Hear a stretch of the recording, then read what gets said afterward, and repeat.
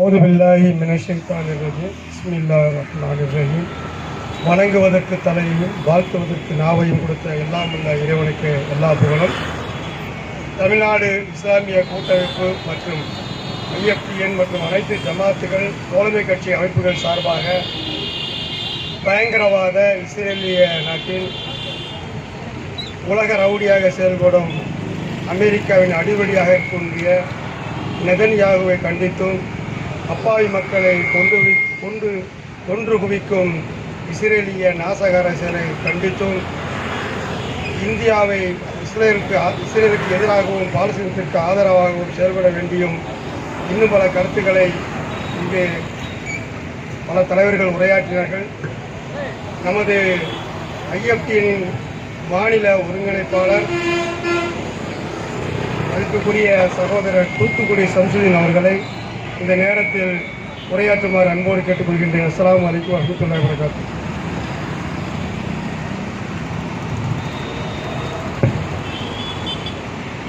அவுது பில்லாஹி மினஷ் ஷைத்தானிர் ரஜீம்.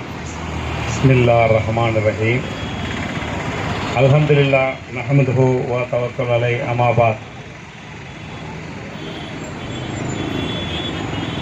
தமிழ்நாடு இஸ்லாமிய கூட்டமைப்பின் சார்பாகவும் அனைத்து ஜமாத்துகள் மற்றும் தோழமை கட்சிகள் சார்பாகவும் நடைபெறும் இந்த மாபெரும் கண்டன ஆர்ப்பாட்டத்தில் கலந்து கொண்ட அனைத்து சகோதரர்களுக்கும், அனைத்து தோழமை இயக்கங்களுக்கும் மற்றும் PNT காலனி, அண்ணாநகர், பெரியபள்ளி ஜமாத் போன்ற ஜமாத் நிர்வாகிகள் மற்றும் ஜமாத்தார்கள் அனைவருக்கும் எனது நன்றியையும் வாழ்த்துக்களையும் தெரிவித்துக் கொண்டு, இந்நிகழ்ச்சியை தலைமையேற்று நடத்தி கொண்டிருக்கக்கூடிய சகோதரர் IFTN மாவட்ட தலைவர் சையத் அலி அவர்களுக்கும் மற்றும் இந்நிகழ்ச்சியில் திருநெல்வேலி, திருச்செந்தூர், காயல்பட்டினம் மற்றும் சிவகாசி போன்ற பல ஊர்களிலிருந்து வருகை தந்து இந்த நிகழ்ச்சியை சிறப்பாக நடத்தி தந்து கொண்டிருக்கக்கூடிய அனைவருக்கும் எனது வாழ்த்துக்களை தெரிவித்துக் கொள்கிறேன்.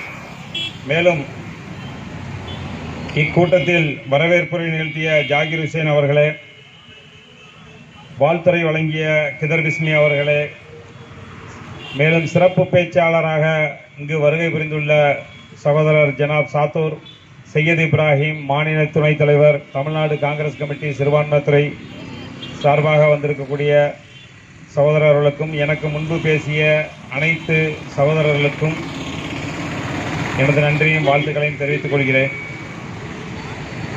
தூத்துக்குடி மாநகரிலே பாலஸ்தீனத்தை ஆக்கிரமிக்கும், பாலஸ்தீன பெண்களையும் ஆண்களையும் குழந்தைகளையும் கொன்று குவிக்கும், உலகமே எதிர்க்கும் கொத்து குண்டுகளையும் பாஸ்பரஸ் குண்டுகளையும் போட்டு உலகை அச்சுறுத்தி கொண்டிருக்கும் இஸ்ரேல், அதற்கு துணை போகும் அமெரிக்கா போன்ற வல்லரசு என்கின்ற பெயரில் நல்லரசாக இல்லாமல் செயல்படும் இந்த கோடிக்கணக்கான கேடிகளையும் நாம் இந்த நேரத்தில் கண்டிக்க கடமைப்பட்டுள்ளோம்.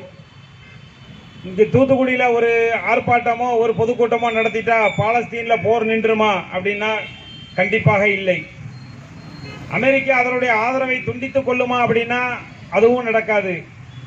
இந்தியா முழுமையாக பாலஸ்தீனத்திற்கு மட்டுமே ஆதரவு தருகிறோம் என்கின்ற பெயரில் இஸ்ரேலிய தூதரகத்தை இங்கிருந்து அகற்றிவிடுமா என்றால் கண்டிப்பாக இல்லை. குறைந்தபட்சம் அந்த தூதர்களை அழைத்து தண்டிக்க தேவையான முயற்சியில் எடுக்கக்கூடிய திராணியற்ற அரசுகளாகத்தான் இன்று உலக நாடுகளில் இருக்கக்கூடிய இந்தியா முதல் அரபு நாடுகள் வரை இருந்து கொண்டிருக்கிறது.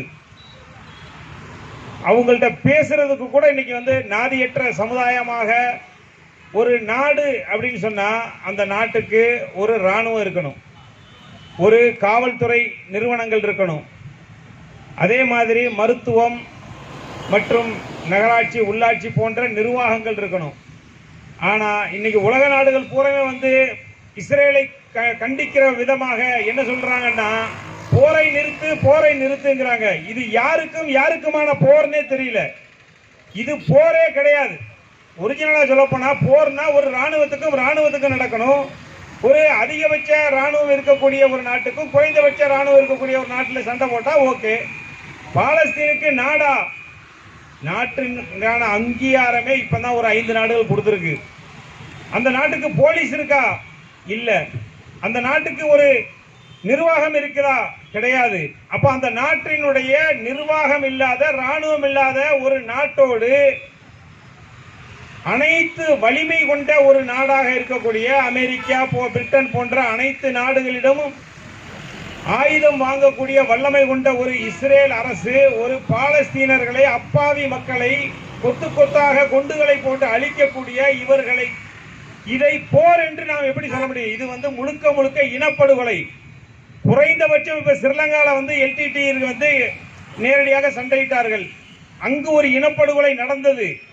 ஆனால் அதே மாதிரி அங்கேயாவது குறைந்தபட்சம் அங்க ஒரு ராணுவம் இருந்தது, அந்த நாட்டில் நீதிமன்றம் இருந்தது, அங்க LTTக்கு ஒரு நிர்வாகம் இருந்தது.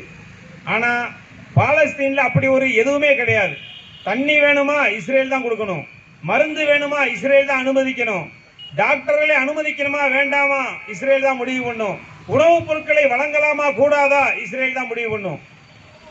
அப்படி ஒரு பகுதியை, அது ஒரு பகுதி, அது நாடே இல்லை என்கின்ற ஒரு நிலையில் வைத்துக்கொண்டு சுத்தி இருக்கக்கூடிய அரபு நாடுகள் தங்களுடைய ரசூல் ஸல்லல்லாஹு அலைஹி வஸல்லம் சொன்னாங்க, ஒரு காலம் வரும், அந்த காலத்தில் இஸ்லாமியர்கள் கொத்து கொத்தாக கொல்லப்படுவார்கள் அப்படின்னு சொல்லும் பொழுது அவங்க இருக்கிற தோழர்கள் கேட்டாங்க, அப்போ இஸ்லாமியர்கள் குறைவாக இருப்பார்களா அந்த காலத்தில் அப்படின்னு கேட்கும்போது, இல்ல நிறைய பேர் இருப்பீங்க, நிறைய கடல் நுரையை போல நீங்கள் முஸ்லீம்கள் இருப்பீர்கள். ஆனால் எல்லோருக்கும் உடலில் ஒரு பயம் இருக்கும், மனதில் ஒரு பயம் இருக்கும். வகன் என்கின்ற பயத்தின் காரணமாக இந்த உலக வாழ்க்கையில் இருந்து நம்மை நீக்கி விடுவார்களோ, நம்மளை கொன்று விடுவார்களோ, நம்மளை கைது செய்து விடுவார்களோ, நம்மளை அடிமைப்படுத்தி விடுவார்களோ என்கின்ற நோக்கத்தில் பயத்தின் காரணமாக ஒருவர் பாதுகாக்க தவறி விடுவார்கள் என்று சொன்னார்கள்.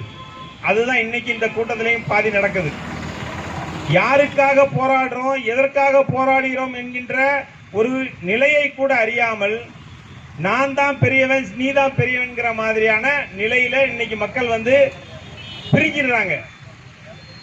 ஒரு அமைப்பு சாதாரணமாக ஒரு கூட்டம் போட்டா 50 பேர் 100 பேர்னா, ஒரு கூட்டமைப்பாக நாம் சேர்ந்து பயணிக்கும் பொழுது இன்னும் வலிமையாக நாம் சேர வேண்டும், வலிமையாக இந்த பிரச்சனைகளை முன்னெடுக்க வேண்டும் என்கின்ற எண்ணம் எல்லோருக்கும் தோன்ற வேண்டும். அந்த நிலையில் நாம் இன்று இல்லாவிட்டாலும் நாளை இணைவோம் என்கின்ற நம்பிக்கையோடு இது போன்ற நிகழ்ச்சிகளை தொடர்வோம். மேலும் ஒரு நாட்டில் ஒருத்தர் அடிக்கிறான் அப்படின்னு சொன்னா அதை அட்லீஸ்ட் தண்டிக்கவோ அல்லது கண்டிக்கவோ ஒரு அரசாங்கம் அல்லது ஒரு நிர்வாகம் இருக்கணும். ஆனா இன்னைக்கு பக்கத்தில் கூடயே இருக்கக்கூடிய தாய் தந்தையே குழந்தைகளோ கொல்லப்படும் பொழுது எந்த ஒரு காவல்துறையிலேயே ஒரு புகார் கொடுக்க கூட அல்லது சத்தமிட்டு அழுக கூட நாதியற்ற ஒரு சமுதாயமாக பாலஸ்தீன் இன்று இருக்கிறது. இதே நிலையை நாளைக்கு நம்ம இன்னைக்கு எதிர்ப்பு தெரிவிக்காம போனோம்னா, பக்கத்து வீடு தீபிடிக்கும் பொழுது நாம் அணைக்க தவறிவிட்டால் நம்ம வீடு தீபிடிக்கும் போது பக்கத்து வீட்டுக்காரன் இருக்க மாட்டாங்கிற அந்த ஒரு நிலையை நாம் மறந்துவிடக் கூடாது. அதே மாதிரி தான் இன்னைக்கு பாலஸ்தீனத்தில் ஏற்பட்டிருக்கக்கூடிய நிலை. உலக வல்லரசுகள் அந்த காசா பகுதியை ஒரு ரியல் எஸ்டேட் பகுதியாக பார்க்கிறது. காசாவை முழுமையாக அடக்கிவிட வேண்டும், பாலஸ்தீனர்களை ஒடுக்கிவிட்டு அல்லது அந்த இடத்தை விட்டு அப்புறப்படுத்திவிட்டு அந்த இடத்தை கடற்கரை சொகுசு பங்களாக்களாக கட்டப்பட வேண்டும் என்று ட்ரம்ப் நினைக்கிறாரு. ஒரு 20 அம்ச திட்டத்தை ஒன்று அமெரிக்கா அறிவிச்சிருக்கிறது. அந்த 20 அம்ச திட்டத்தில் முதல் கோரிக்கை என்னன்னா, ஆயுதங்களை கைவிட வேண்டும். சரி, ஆயுதங்களை கைவிட்டா யாருப்பா பாலஸ்தீனத்தினுடைய அதிபரா இருப்பா, பாலஸ்தீனுக்கு யாருப்பா ஆட்சி செய்வான்னா, டோனி பிளேயர் பாலஸ்தீனத்துல ஒரு அமைப்பினுடைய தலைவராக இருப்பாராம். ட்ரம்ப்பும் டோனி பிளேயரும் சேர்ந்து பாலஸ்தீனத்தை ஆளுவாகலாம். எப்படி இருக்கு இவங்களுடைய திட்டம்? அதுபோக இவர்கள் இஸ்ரேல் என்னைக்கு பாலஸ்தீனத்துக்குள்ள தரைமார்க்கமாக நுழைகிறதோ அன்றைக்கே இஸ்ரேல் முழுமையாக அழிந்துவிடும். அந்த நிலைக்கு பயந்துதான் இந்த சமாதான ஒப்பந்தத்துக்கு வர்றாங்க. திருக்குறான்ல ஒவ்வொரு சூறாவிலையும் ஒவ்வொரு தொழுகையிலும் நாம் ஓதக்கூடியது சபிக்கப்பட்ட யூதர்கள், சபிக்கப்பட்டவர்களுடைய வழியும் அல்ல அப்படின்னு நம்ம ஒவ்வொரு முறையும் ஓதுறோம். அதுக்கு காரணம் என்ன கேட்டீங்கன்னா, இந்த சபிக்கப்பட்டவர்களால எந்த ஒப்பந்தம் போட்டாலும், யாரை கொண்டு ஒப்பந்தம் போட்டாலும் மீற முடியும். அவர்கள் அந்த ஒப்பந்தத்தை மதிக்க மாட்டார்கள் அப்படிங்கிறது மிக தெளிவாக தெரியும். ஒரு கத்தார் நாட்டில் பேச்சுவார்த்தைக்காக பாலஸ்தீனுடைய போராளிகள் போறாங்க. கத்தார் நாட்டினுடைய அரசு பிரதிநிதிகளோடு சந்திக்கிறார்கள். கத்தார் நாட்டுக்கு போய் 5 விமானங்களோடு ஒரு பெட்ரோல் நிரப்பும் நிறுவனங்களோடு போய் சேர்றாங்க அப்படின்னு சொன்னா, எந்த அளவுக்கு போய் அந்த அனைத்து நாட்டினுடைய எல்லைகளையும் தாண்டி போய் குண்டு போட்டுட்டு வர்றான்.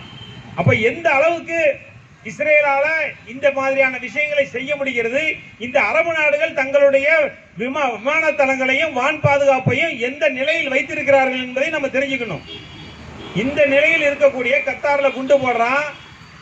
உடனடியாக குறைந்தபட்ச எதிர்ப்பு, ஒரு புழு கூட நசுக்கனா நெளியும்னு சொல்லுவாங்க, அந்த நெளிவு கூட இல்லாத ஒரு கத்தார் அரசாங்கம் உடனே ஐஓசியை கூட்டுறானா. சரிடா, ஐஓசியை கூட்டி எதுவும் பெருசா செஞ்சிருவானு, ஒரு 120 நாடு இருக்கு அப்படின்னு நம்ம பார்த்துக்கிட்டு இருந்தா அவன்கிட்ட கெஞ்சிரான். ஐஓசியினுடைய தீர்மானத்துல நீங்க இந்த மாதிரி எங்க நாட்டையே அடிச்சா உங்களை எப்படி நாங்க பாதுகாக்க முடியும், உங்களை எப்படி நாங்க நட்பு நாடா ஏத்துக்க முடியும்னு கேட்கிற அளவுக்கு கேவலமா செஞ்சுக்கிட்டு இருக்கு. அப்போ இந்த மாதிரியான நிலைகள்ல இருந்தெல்லாம் நம்ம மாறணும். இன்னைக்கு இஸ்ரேலுக்கு இந்தியா தொடர்ந்து ஆதரவளித்து வந்துன்ற நிலையில இன்னைக்கு அமெரிக்கா வச்ச ஆப்புல ஒரே ஒரு ட்ரிப் மாத்தி போட்டிருக்கான். அமெரிக்கா 50% வரியை விதிச்சுட்டு மோடி எனக்கு நண்பருங்கிறான். இவங்களும் பல்ல காட்டுறாங்க. உனக்கு 50% வரி விதிச்சிருக்கிறான், இப்ப அதையும் இன்னும் அதிகப்படுத்த போறாங்கிறான். அங்க இருக்கிற H1 விசாவுக்கு 80 லட்சம் நான் வசூல் பண்ணுவேங்கிறான். ஆனா இவன் நட்பு நாடா, இவங்க 2 பேரும் நண்பர்களாம். நாட்டுக்கு துரோகம் பண்ணக்கூடிய ஒரு நாட்டோடு நீ நட்பு நாடுன்னு சொல்றதுக்கே கேவலமா தெரியலையா? இது மாதிரி நிலையில நம்ம தொடர்ந்து இருந்தோம்னு சொன்னா கண்டிப்பா இந்த நிலை, பாலஸ்தீனுக்கான நிலை இந்தியாவுக்கும் வரும், தூத்துக்குடிக்கும் வரும். காரணம் என்னன்னு கேட்டீங்கன்னா, எப்படி ரியல் எஸ்டேட் நிறுவனங்களுக்காக பாலஸ்தீன் இன்று அளிக்கப்படுகிறதோ அதே போல 370 பிரிவு 370 நீக்கி காஷ்மீர் இடத்தை அதானிக்கு அம்பானிக்கு வித்தாச்சு. அதே மாதிரி கிழக்கு மாகாணங்கள், வடகிழக்கு மாகாணங்களுக்கு கூட மணிப்பூர் போன்ற பகுதிகளில் மலைவாழ் மக்களுக்கு மட்டுமே சொந்தமான நிலங்களை விற்க முடியாது என்கின்ற ஒரு சூழ்நிலை 371 இருக்கு. அதையும் நீக்கிட்டா வடகிழக்கு மாகாணங்களை வித்துப்படலாம், அதானிக்கு அம்பானிக்கு கொடுத்துடலாம். இதே நிலை நாளைக்கு எப்படி இன்னைக்கு லடாக்லையும் மற்ற பகுதிகளையும் யூனியன் பிரதேசமா மாத்தி வச்சிருக்காங்களோ அதே மாதிரி நாளைக்கு தமிழ்நாட்டையும் மாற்றக்கூடிய வாய்ப்புகள் இருக்கு. இன்னைக்கு பாண்டிச்சேரி இருக்கிற மாதிரி தமிழ்நாடுக்கு மாநில அந்தஸ்து இல்லாம எந்த ஒரு நிலையும் இவர்கள் ஏற்படுத்துவார்கள் மாற்றுகிறது இல்லை. இவர்களுடைய ஆட்சி தொடர்ந்தால் இன்னைக்கு நம்ம பார்த்துக்கிட்டு தான் இருக்கிறோம். கண்ணு முன்னாடி ஸ்ரீலங்கா, இந்த நாட்டினுடைய அதிபர் நான் தான் அப்படின்னு சொல்லிட்டு எல்டிடிகளை கொத்து கொத்தாக கொண்டு அளித்த கோத்தபய ராஜபக்சே எப்படி தன்னுடைய உயிரையும் உடைமையையும் குடித்து கொண்டு ஓடி போனான நாட்டை விட்டு, அவன் வீடு கொளுத்தப்பட்டது. இந்த நிலை இந்த இலங்கைக்கு ஏற்பட்டது. அதே போல வங்காளதேசத்தில் இந்த ஆட்சியாளர்கள் நமக்கானவர்கள் அல்ல, இவர்கள் ஏழை மக்களுக்கான ஆட்சியாளர்கள் அல்ல என்று அந்த மக்கள் புரிந்ததனால் பங்களாதேஷில் ஒரு பெரிய புரட்சி ஏற்பட்டது. அந்த புரட்சியின் காரணமாக அங்கு ஒரு மறுமலர்ச்சி ஏற்பட்டது. அதே போல இப்ப சமீபத்தில் பார்த்தோம் நேபாளத்தில் அந்த மக்கள் புரிந்து கொண்டார்கள், இந்த மக்கள் நமக்கானவர்கள் அல்ல, இந்த அரசு நமக்கானதல்ல என்பதை புரிந்து கொண்டார்கள். அதன் காரணமாகத்தான் இன்று நேபாளத்திலும் புரட்சியின் காரணமாக அங்கு ஒரு மறுமலர்ச்சி ஏற்படுகிறது என்றால் அதற்கு காரணம் மக்கள் இந்த அரசு நமக்கானவர்கள் இல்லை என்பதை புரிந்து கொண்டார்கள். இதே நிலை இந்த ஆட்சியாளர்கள் இந்த ஜிஎஸ்டி இது மாதிரியான மக்கள் விரோத செயல்களில் ஈடுபட்டு கொண்டிருந்தால் தொடர்ந்து இந்த இந்துக்கள் யார், இந்துத்துவா யார், இவர்கள் நமக்கான அரசியல்வாதிகள் அல்ல என்பதை புரிந்து கொண்டால் இதே இந்தியாவை சுற்றி நடந்த நிகழ்வுகள் இந்தியாவிலும் நடக்காமல் பார்க்க வேண்டும் என்றால் இந்த ஆட்சியாளர்கள் மக்களுக்கான ஆட்சியை நடத்த வேண்டும் என்பதை இவர்கள் புரிந்து கொண்டு செயல்பட வேண்டும். மேலும் இங்க 3 விஷயமா நம்ம இந்த கூட்டத்தை கூட்டியிருக்கிறோம். பாலஸ்தீனம் சம்பந்தமாக கண்டன ஆர்ப்பாட்டமாக இது நடந்து கொண்டிருக்கிறது. மேலும் வக்ஃபு திருத்த சட்டத்தை குறித்தும் நம்ம விவாதிச்சிருக்கிறோம். அதே போல தமிழக அரசு நகராட்சி தேர்தல்களில் இஸ்லாமியர்களுக்கான இடஒதுக்கீடை அரசியல் அதிகாரத்திற்கான இடஒதுக்கீடை வழங்க வேண்டும் என்று கேட்கிறோம். அந்த உள்ளாட்சி மன்ற தேர்தல்களில் இடஒதுக்கீடு கொடுக்கிற பட்சத்தில் குறைந்தபட்ச இஸ்லாமியர்கள் தங்களுக்குள் வெற்றி பெற்று அந்த ஒரு குறிப்பிட்ட அதிகாரத்தை பெறுவார்கள் என்பதை திமுக அரசு உணர்ந்து உடனடியாக சட்டமன்றத்தில் ஒரு தீர்மானத்தை நிறைவேற்றி இஸ்லாமியர்களுக்கான உள்ளாட்சி மன்ற தேர்தல்களில் இடஒதுக்கீடை வழங்க வேண்டும் என்று இந்த கூட்டத்தின் வாயிலாக கேட்டுக்கொண்டு விடைபெறுகிறேன். நன்றி. இஸ்லாம்.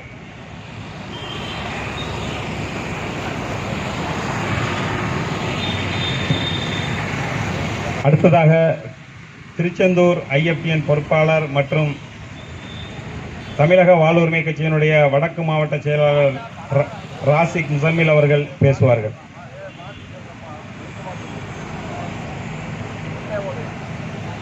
தெற்கு மாவட்ட செயலாளர் திருச்செந்தூர் ஸ்ரீவைகுண்டம்.